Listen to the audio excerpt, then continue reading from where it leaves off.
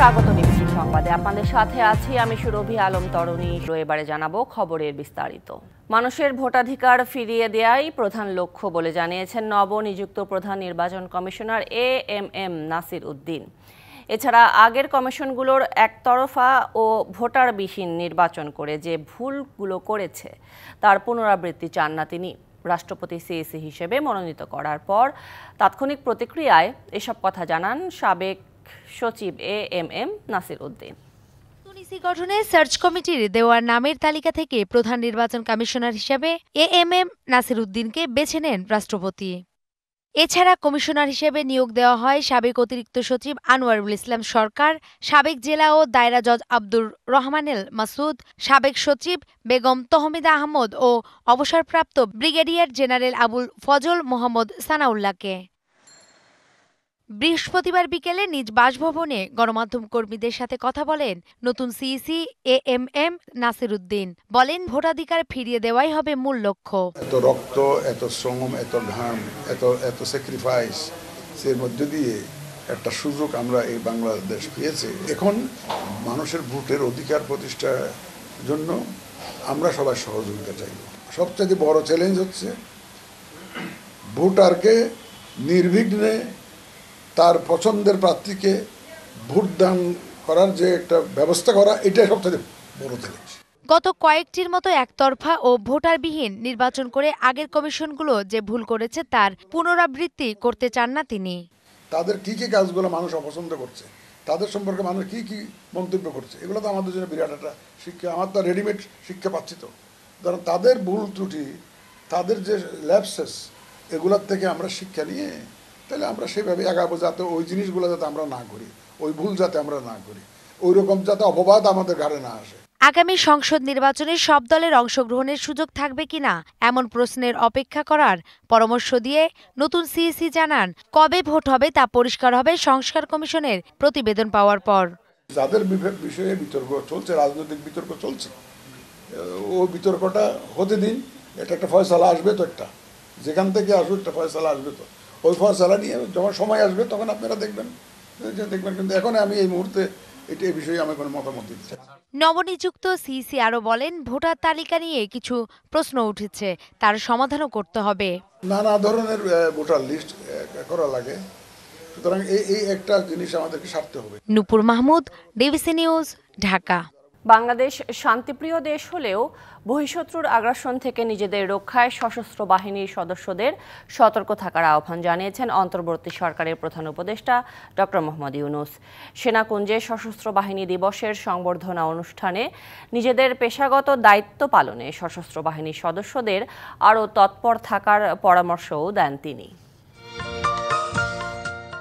সশস্ত্র বাহিনী দিবসে বৃহস্পতিবার বিকেলে ঢাকা সেনানিবাসে সেনাকুঞ্জে সংবর্ধনা অনুষ্ঠান।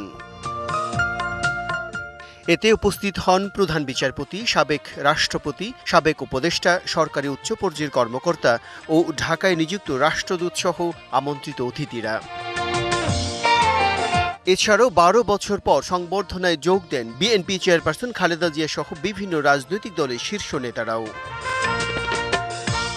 এতে উপস্থিত হয়ে প্রধান উপদেষ্টা ডক্টর মোহাম্মদ ইউনূস দেশ পুনর্গঠনে নতুন ইতিহাস সৃষ্টি করায় সশস্ত্র বাহিনীকে অভিনন্দন জানান। সশস্ত্র বাহিনী দিবস উদযাপন উপলক্ষে প্রধান উপদেষ্টা আরও বলেন, বাংলাদেশ শান্তিপ্রিয় দেশ, তবে বহিঃশত্রু আক্রমণ থেকে দেশকে রক্ষায় সতর্ক থাকার পরামর্শ দেন তিনি। প্রতিবেশী সহ সকল রাষ্ট্রের সাথে বন্ধুত্বপূর্ণ ও শ্রদ্ধাশীল সহযোগিতার মাধ্যমে সহাবস্থানই আমাদের মূল লক্ষ্য। তথাপি যে কোনো আগ্রাসী বহিঃশত্রুর আক্রমণ থেকে দেশের সার্বভৌমত্ব রক্ষার জন্য আমরা সদা প্রস্তুত। সে লক্ষ্যে উন্নত বিশ্বের সঙ্গে তাল মিলিয়ে আমাদের সেনা, নৌ ও বিমান বাহিনী পুনর্গঠন, সশস্ত্র বাহিনীর সদস্যদের উন্নত প্রশিক্ষণ ও বাহিনী সমূহকে আধুনিক প্রযুক্তির সংযুক্তির প্রয়াস অব্যাহত রয়েছে। শান্তি ও নিরাপত্তা বজায় রাখতে আরও সচেষ্ট থাকার পরামর্শ দিয়ে প্রধান উপদেষ্টা বলেন, পেশাগত দক্ষতা পালনেও সশস্ত্র বাহিনীকে আরও তৎপর থাকতে হবে। স্বাধীনতার সূচনা লগ্ন থেকেই দেশের স্বাধীনতা ও সার্বভৌমত্ব রক্ষা এবং নিরাপত্তা নিশ্চিত করার পাশাপাশি দেশ গঠন ও জাতীয় দুর্যোগ মোকাবেলায় সশস্ত্র বাহিনী সবসময় জনগণের পাশে থেকে কাজ করে আসছে। আমাদের প্রত্যাশা গণতান্ত্রিক ও নিয়মতান্ত্রিক নেতৃত্বের প্রতি অনুগত ও শ্রদ্ধাশীল থেকে পেশাগত দক্ষতা ও দেশপ্রেমের সমন্বয়ে সশস্ত্র বাহিনী দেশ সেবায় সবসময় তৎপর থাকবে। ডক্টর মোহাম্মদ ইউনূস আরও বলেন, দেশের ছাত্র জনতার পক্ষে দাঁড়িয়েও সশস্ত্র বাহিনী সুনাম অর্জন করেছে। সাম্প্রতিক বৈষম্য বিরোধী ছাত্র আন্দোলনে এবং পরবর্তী সময়ে দেশের ক্রান্তি লগ্নে সশস্ত্র বাহিনী বরাবরের ন্যায় মানুষের পাশে এসে দাঁড়িয়েছে। আমাদের বিজন কুমার দাস, ডিবিসি নিউজ, ঢাকা। 12 বছর পর সেনাকুঞ্জে সশস্ত্র বাহিনী দিবসের আনুষ্ঠানিকতায় যোগ দিলেন বিএনপি চেয়ারপারসন বেগম খালেদা জিয়া। এর মধ্য দিয়ে 6.5 বছরেরও বেশি সময় পর প্রকাশ্য কোনো অনুষ্ঠানে এলেন বিএনপি প্রধান। তার সঙ্গে সেনাকুঞ্জে সাক্ষাৎ ও কুশল বিনিময় করেন প্রধান উপদেষ্টা ডক্টর মোহাম্মদ ইউনূস। পরে বিএনপি মহাসচিব জানান, বেগম খালেদা জিয়াকে দেয়া সম্মানে গোটা জাতি আনন্দিত। 2010 সালের এই নভেম্বরে 40 বছরের স্মৃতি বিজড়িত মইনুল রোডের বাসা ছাড়তে হয়েছিল বিএনপি চেয়ারপারসন বেগম খালেদা জিয়াকে। বালুর ট্রাক দিয়ে তার বাসভবনের রাস্তাও আটকে রাখে আওয়ামী লীগ সরকার। শুধু রাজনৈতিক প্রতিহিংসার কারণেই কারান্তরীণ হতে হয়েছে তাকে, তবুও তিনি আপোষহীন। তাই তো বিজয়ীর বেশেই 12 বছর পর সশস্ত্র বাহিনী দিবসের আনুষ্ঠানিকতায় যোগ দিলেন বিএনপি চেয়ারপারসন। বিকেল 3:30টায় গুলশানের বাসভবন ফিরোজা থেকে বের হন তিনি। এ সময় তাকে দেখতে ভিড় করেন দলের নেতাকর্মীরা। 40 বছরের স্মৃতি বিজড়িত যে বাসভবন ছিল দেশনেত্রী বেগম খালেদা জিয়া গণতন্ত্রের মাতা, শহীদ প্রেসিডেন্ট জিয়া রহমানের স্মৃতি বিজড়িত বাসভবন, সেই বাসভবন থেকে তিনি এক কাপড়ে এসেছিলেন। এখানে ম্যাডামের বাড়ির সামনে বালুর ট্রাক দ্বারা ম্যাডামকে বন্দি করে রাখা হয়েছিল সকল নেতাকর্মী সহ। তারপর থেকে কখনো ম্যাডামকে এই সমস্ত রাষ্ট্রীয় কোনো অতিথি হিসাবে ডাকা হয়নি। দীর্ঘ 12 বছর পর সেনাকুঞ্জে যাচ্ছে সশস্ত্র বাহিনী দিবস উপলক্ষে। এটা একটা যেমন আমাদের মধ্যে যেমন একটা আনন্দের, সারা দেশবাসীর জন্য একটা আনন্দের। সে আগের মতন আবার শারীরিকভাবে সুস্থ হোক এবং অবাধ সুষ্ঠু নির্বাচনের মাধ্যমে সে আবার দেশের প্রধানমন্ত্রী হোক। সেনাকুঞ্জে সশস্ত্র বাহিনীর সংবর্ধনায় যোগ দেওয়ার মধ্য দিয়ে 6.5 বছরেরও বেশি সময় পর প্রকাশ্যে এলেন বেগম জিয়া। সেখানে তার সঙ্গে সাক্ষাৎ করেন প্রধান উপদেষ্টা ডক্টর মোহাম্মদ ইউনূস। রাষ্ট্রীয় এই আনুষ্ঠানিকতা শেষে সন্ধ্যার কিছু পরই গুলশানের বাসভবনে ফেরেন বিএনপি চেয়ারপারসন। বিএনপি মহাসচিব মির্জা ফখরুল ইসলাম আলমগীর সহ দলের আরও 26 নেতাকে আমন্ত্রণ জানিয়েছিল সশস্ত্র বাহিনী বিভাগ। দেশনেত্রী বেগম খালেদা জিয়া তিনি দীর্ঘ 12 বছর পরে তিনি সশস্ত্র বাহিনী দিবস উপলক্ষে আজকে সেনাকুঞ্জে গিয়েছিলেন এবং আজকের এই ঘটনা নিঃসন্দেহে এই দেশের স্বাধীনতার সার্বভৌমত্বের যে আন্দোলন, রক্ষার যে আন্দোলন, গণতন্ত্র রক্ষার যে আন্দোলন, ফিরে পাওয়ার যে আন্দোলন, সেই আন্দোলনে একটা অনেক বড় ইতিবাচক ভূমিকা পালন করবে। Zakaria Ahmed, DBC news, Dhaka. সাবেক প্রধানমন্ত্রী শেখ হাসিনাকে ফেরানোর বিষয়ে পররাষ্ট্র মন্ত্রণালয় কোনো অফিসিয়াল নির্দেশনা পায়নি, জানিয়েছেন পররাষ্ট্র মন্ত্রণালয়ের মুখপাত্র তৌফিক হাসান। বিকেলে পররাষ্ট্র মন্ত্রণালয়ে ব্রিফিংয়ে কথা বলেন তিনি। আগামী মাসের শুরুতে ভারত বাংলাদেশের মধ্যে ফরেন অফিস কনসালটেশন অনুষ্ঠিত হবে। এই বৈঠক দুই দেশের কাঠামোগত সম্পর্ক এগিয়ে নিতে কাজ করবে। তৌফিক হাসান জানান, এ বৈঠকে সাবেক প্রধানমন্ত্রীকে ফেরানো নিয়ে আলোচনা হবে কিনা সে সম্পর্কে এখনও সিদ্ধান্ত হয়নি। এছাড়া আরেক প্রশ্নের জবাবে তিনি জানান, শেখ হাসিনাকে ফেরানো নিয়ে অফিসিয়াল নির্দেশনা পেলেই ব্যবস্থা গ্রহণ করতে পারবে পররাষ্ট্র মন্ত্রণালয়। এফওসিটা একটি নিয়মিত দুই দেশের দ্বিপাক্ষিক সম্পর্ককে এগিয়ে নেওয়ার একটি প্রাতিষ্ঠানিক প্ল্যাটফর্ম। কাজে যেহেতু গতবার দিল্লিতে হয়েছে, এবার বাংলাদেশে হবে এবং এটা আসলে দুপক্ষ মিলেই কিন্তু ডিসিশনগুলো হয়। এখানে কি বিষয় নিয়ে আলোচনা হবে, এজেন্ডার আইটেম কি হবে, দু দেশ মিলেই কিন্তু ঠিক করে। এটা একটা রাজনৈতিক বিষয়, কাজেই সর্বোচ্চ পর্যায় থেকে যখন আমাদেরকে নির্দেশনা দেওয়া হবে আমরা তখনই কাজ করব। আর আমরা হয়তো এই এফওসি যেটা সামনে হতে যাচ্ছে সেখানেও কিন্তু হয়তো এই বিষয়ে আলোচনা করার অবকাশ থাকবে। তখন হয়তো জিনিসটা আরো ক্লিয়ার হবে যে আমরা আসলে এই বিষয়টা কিভাবে দেখছি বা কি চাই। সুযোগ হলে শেখ হাসিনার পক্ষে সব মামলায় আইনি লড়াই করতে চান সিনিয়র আইনজীবী জেড.আই খান পান্না। সকালে সাবেক অতিরিক্ত অ্যাটর্নি জেনারেল মেহেদী হাসান চৌধুরীর জামিন শুনানি শেষে তিনি আরও বলেন, আগে ছিল গণগ্রেপ্তার, এখন হচ্ছে গণমামলা। আমি আছি নিপীড়িতর পক্ষে, যদি সুযোগ হয় তাহলে শেখ হাসিনার পক্ষেই লড়াই করব। ট্রাইব্যুনাল কেন, সব মামলাতেই। ব্যাটারি চালিত অটোরিকশা বন্ধের নির্দেশের প্রতিবাদে চালকদের বিক্ষোভের কারণে অচল অবস্থা দেখা দেয় রাজধানীতে। দিনভর তীব্র যানজটে নাকাল হয়ে পড়েন নগরবাসী। 6 ঘন্টা পর মহাখালী রেল স্টেশন ও আশেপাশের সড়ক ছেড়ে দেন বিক্ষোভকারীরা। এতে স্বাভাবিক হয় যান চলাচল। বৃহস্পতিবার সকাল থেকেই আগারগাঁও, কল্যাণপুর, গাবতলী, টেকনিক্যাল মোড়, মহাখালী, মোহাম্মদপুর, পল্লবী, ডেমরা, বসিলা সহ বিভিন্ন এলাকায় সড়ক অবরোধ করে ব্যাটারি চালিত অটোরিকশা চালকরা। রাজধানীতে ব্যাটারি চালিত রিকশা বন্ধের সিদ্ধান্তের প্রতিবাদে চলমান এই আন্দোলন মহাখালী থেকে শুরু করে ছড়িয়ে পড়ে রাজধানী জুড়ে। অটোরিকশা চালকের হঠাৎ করে আর গরিব মানুষের পেটে লাথি মারা। কত লক্ষ মানুষ এই অটো রিক্সা চালাইয়া তাদের জীবিকা নির্ভর করে। অটো রিক্সাগুলো যদি নিয়ে চলে যায়, তুলে নিয়ে গেল, এই মানুষগুলি কি করে খাবে? এতে সড়কে তৈরি হয় ব্যাপক যানজট। অবরোধে ভোগান্তিতে পড়েন যাত্রীরা।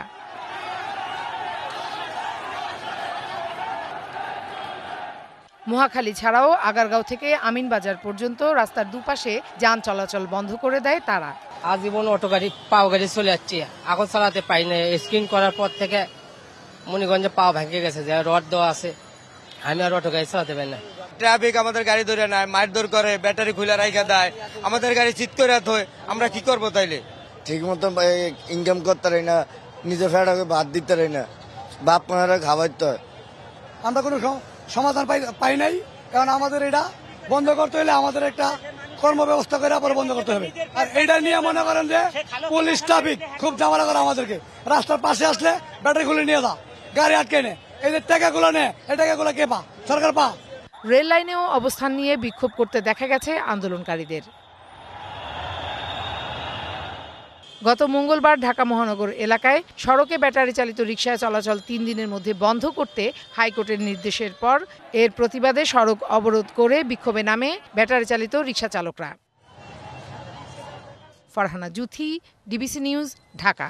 বাড়িতে ও গাড়িতে হামলার শিকার হয়ে ঝালকাঠি রাজাপুর থানায় অভিযোগ জানাতে গিয়ে গ্রেপ্তার হলেন সাবেক মন্ত্রী ব্যারিস্টার শাহজাহান ওমর। দ্বাদশ জাতীয় সংসদ নির্বাচনের আগে বিএনপি থেকে আওয়ামী লীগে যোগ দিয়ে আলোচিত হন তিনি। কাঠালিয়া উপজেলা বিএনপি অফিস ভাঙচুরের মামলায় তাকে গ্রেপ্তার দেখানো হয়েছে। পরে আদালতের নির্দেশে তাকে কারাগারে পাঠানো হয়। এটি ঝালকাঠি 1 আসনের সাবেক সংসদ সদস্য ব্যারিস্টার শাহজাহান ওমরের বাড়ি। রাজাপুরের এই বাড়িতেই বুধবার সন্ধ্যায় হামলা চালায় দুর্বৃত্তরা। বৃহস্পতিবার সকালে বরিশাল থেকে রাজাপুরের বাসায় যাওয়ার উদ্দেশ্যে রওনা হন শাহজাহান ওমর। পথে বরিশাল খুলনা আঞ্চলিক মহাসড়কের পিংড়ি এলাকায় আবারও হামলার শিকার হন। পরে তিনি গাড়ি নিয়ে রাজাপুর থানায় অভিযোগ করতে যান।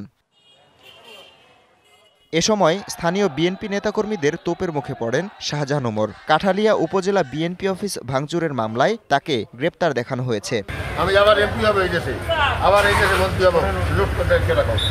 দুপুরে শাহজাহানকে ঝালকাঠির আদালতে হাজির করে পুলিশ। পরে তাকে জেল হাজতে পাঠানোর নির্দেশ দেন বিচারক। এদিকে শাহজাহান ওমরের বিচারের দাবিতে বিক্ষোভ মিছিল করেছে বিএনপির স্থানীয় নেতাকর্মীরা। শাহজাহান ওমর আজকে গ্রেপ্তার হয়েছে ঝালকাঠি কোর্টে।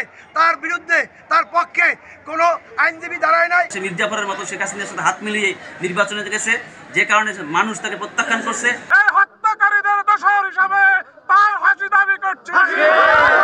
দ্বাদশ জাতীয় সংসদ নির্বাচনের আগে বিএনপির ভাইস চেয়ারম্যান পদ থেকে অব্যাহতি নিয়ে আওয়ামী লীগে যোগ দিয়ে আলোচিত হন শাহজাহান ওমর। এরপর ঝালকাঠি 1 আসনে তিনি নৌকা প্রতীক নিয়ে সংসদ সদস্য নির্বাচিত হন।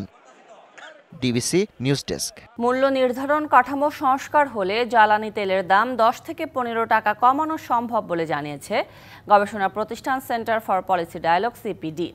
বৃহস্পতিবার রাজধানীতে আয়োজিত এক সংলাপে গবেষকরা বলেন, ভোক্তার স্বার্থ বিবেচনায় জ্বালানি তেলের মূল্য নির্ধারণের সুযোগ আছে। এ সময় বাংলাদেশ পেট্রোলিয়াম কর্পোরেশন বিপিসি সহ এ খাতের কোম্পানিগুলোর মুনাফা নিয়েও প্রশ্ন তোলেন তারা। নিত্যপণ্যের পাশাপাশি জ্বালানি তেলের দাম নিয়েও যখন ভোক্তার মনে অসন্তোষ, তখন এর সমাধান খুঁজতে রাজধানীর একটি হোটেলে বাজার শীর্ষক জ্বালানির মূল্য, সরকারের নেতৃত্বাধীন উদ্যোগ এবং সম্ভাব্য সংশোধন শীর্ষক সংলাপের আয়োজন করে গবেষণা সংস্থা সিপিডি। আলোচনায় হাজার হাজার কোটি টাকা ভর্তুকি দেওয়ার পরও জ্বালানি তেলের দাম কেন কমছে না তা নিয়ে প্রশ্ন তোলে পেট্রোল পাম্প ওনার্স অ্যাসোসিয়েশন। যে হিসাবটা বা পরিসংখ্যানটা ওনারা দিলেন গবেষণার মাধ্যমে, এতে তো আমি যদি সংক্ষেপে বলি ৮-১০ টাকা লিটারে কমে যেতে পারে। যদিও সিপিডি বলছে বিপিসির ভর্তুকির প্রয়োজন নেই, ভোক্তা স্বার্থকে প্রাধান্য দিয়ে কোম্পানিগুলো মুনাফা সমন্বয় করলেই ইতিবাচক প্রভাব পড়বে জ্বালানি খাতে। বিপিসির মুনাফা হচ্ছে, সুতরাং এই যে মূল্য কাঠামোটি আমরা প্রস্তাব করলাম সেখান থেকেও বুঝতে পারছেন যে কেন এই মুনাফাটি তাদের সেখানে বেশ বড় একটা মুনাফা তাদের সেখানে যাচ্ছে। বিশেষজ্ঞরা মনে করেন বিগত সরকারের আমলে আইনের মাধ্যমে ব্যবসায়ী গোষ্ঠীকে যে সুবিধা দেওয়া হয়েছে তা এ খাতের ক্ষতির বড় কারণ। বিগত সরকার ব্যবসায়ীদের সরকার ছিল, তারা তাদের স্বার্থ সংরক্ষণ করতে যে নানা ধরনের পরিবর্তন, পলিসি, আইন কানুন তারা করার দরকার মনে করেছে। তেলের মূল্য, ডিজেলের মূল্য, পেট্রোলের মূল্য, কেরোসিনের মূল্য তার নিজের হাতে কেন রাখতে হবে? যদিও বিপিসির চেয়ারম্যান বলেন বছরে ৫০,০০০ কোটি টাকার লেনদেনের মাধ্যমে ৩ থেকে ৪,০০০ কোটি টাকার মুনাফা বেশ কম। ৫০,০০০ কোটি টাকার টার্নওভারে ৩,০০০ কোটি টাকা কিন্তু লাভের অঙ্কে খুব বেশি কিছু না। এই টাকা কিন্তু এখান থেকে বিপিসির কর্মকর্তা কোনো লভ্যাংশ, কোনো একটা এক্সট্রা বোনাসও কিন্তু পায় না। এ সময় বিইআরসিকে জ্বালানি তেলের মূল্য নির্ধারণের দায়িত্বের পাশাপাশি এটি নিয়ে একটি আইনি কাঠামো দেওয়ার প্রস্তাব করে CPD. Rifat Nova, DBC news, Dhaka. গেল ২৪ ঘন্টায় দেশে ডেঙ্গুতে আক্রান্ত হয়ে ৯ জনের মৃত্যু হয়েছে। এছাড়া হাসপাতালে ভর্তি রোগীর সংখ্যা ১,২১৪ জন। চলতি বছর এখন পর্যন্ত ডেঙ্গুতে মৃত্যু হয়েছে ৪৩৬ জনের এবং হাসপাতালে ভর্তি হয়েছেন ৮৪,৩৬৮ জন।